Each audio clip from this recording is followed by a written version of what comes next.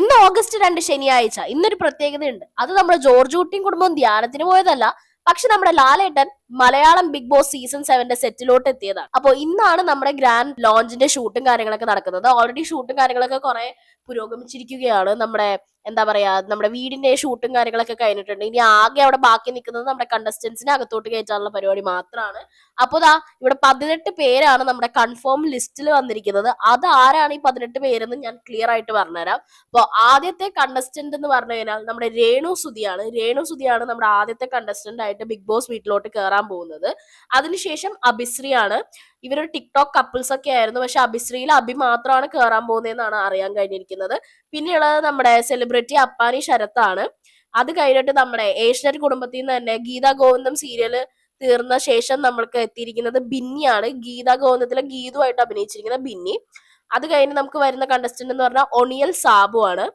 പിന്നെ അടുത്തത് അക്ബർ ഖാൻ, അതുപോലെ ഷാരിക ആങ്കർ ആണ്.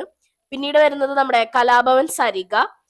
അതിനുശേഷം ശൈത്യ സന്തോഷ് ഈ ഇടയ്ക്ക് ഒരു റിയാലിറ്റി ഷോയിലൊക്കെ പോയിട്ടുണ്ടായിരുന്നു. ലാസ്റ്റ് എന്തോ ഒരു വിന്നർ ആവാൻ വേണ്ടിയിട്ട് ട്രോഫിയും സംഭവങ്ങളും എന്തൊക്കെയോ കോൺട്രവേഴ്ഷ്യൽ ആയിട്ടുള്ള കാര്യങ്ങളൊക്കെ നടന്നിട്ടുണ്ടായിരുന്നു.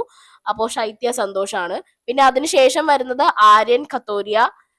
പിന്നെ നമ്മുടെ മലയാളത്തിന്റെ സീരിയൽ കാണുന്ന എല്ലാവർക്കും തന്നെ അറിയാൻ പറ്റുന്ന ഒരു ആളാണ് ഷാനവാസ്.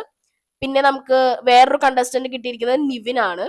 അതുപോലെ ഫ്ലവേഴ്സിന്റെ സ്വന്തം അനുമോൾ, പിന്നെ RJ ബിൻസി, പിന്നെ ദീപക് മോഹൻ സ്റ്റാൻഡപ്പ് കൊമേഡിയൻ ആണ്. അതിനുശേഷം വരുന്നത് ഒരു ലെസ്ബിയൻ കപ്പിൾസ് ആണ്. ആദില നൂറ ആണ് ലെസ്ബിയൻ കപ്പിൾസ്. അവര് രണ്ടുപേരായിട്ടാണോ അല്ലെങ്കിൽ രണ്ടുപേരും കൂടി ഒറ്റ കണ്ടസ്റ്റന്റ് ആയിട്ടാണോ എന്നുള്ളത് ഒരു ഡൗട്ട് ഉണ്ട്. പിന്നെ ലാസ്റ്റ് വൻ മുൻഷി രഞ്ജിത്ത്. പിന്നെ ഇത് കൂടാതെ നമുക്കൊരു കോമണർ മെയിൽ കണ്ടസ്റ്റന്റും കൂടി ഉണ്ട്. അനീഷ് എന്നാണ് നമുക്ക് പേരറിയാൻ സാധിച്ചത്. ഫീമെയിൽ കോമണർ ഉണ്ടോ ഇല്ലയോ എന്നുള്ളത് തീരുമാനമായിട്ടില്ല. മേ ബി ഇനി വൈൽഡ് കാർഡും കാര്യങ്ങളൊക്കെ ആയിട്ട് കയറാനുള്ള ചാൻസ് ഉണ്ട്. അപ്പോൾ എന്തായാലും ഇത്രയും പേരാണ് നമ്മുടെ കൺഫേംഡ് ലിസ്റ്റ് ആയിട്ട് വന്നിരിക്കുന്നത്. അപ്പോ ഈ ലിസ്റ്റ് കണ്ടിട്ട് എനിക്ക് തോന്നുന്നത് ഇത് അത്ര വലിയ സംഭവമൊന്നും ഉണ്ടാവില്ല. നേരത്തെ വീഡിയോ പറഞ്ഞ പോലെ ഒരു വാഴ ബിഗ് ബോസ് ആവാനുള്ള ചാൻസുകൾ ഞാൻ കാണുന്നു. പിന്നെ ലവ് കോംബോയും കാര്യങ്ങളൊന്നും വരാൻ തീരെ ചാൻസ് ഇല്ല എന്നാണ് ഈ ഒരു ലിസ്റ്റ് വെച്ച് നമുക്ക് പറയാൻ സാധിക്കുന്നത്. എന്തായാലും വൈൽഡ് കാർഡൊക്കെ വന്നാലേ ഇനി വല്ല ഓപ്ഷൻ ഉള്ളൂ.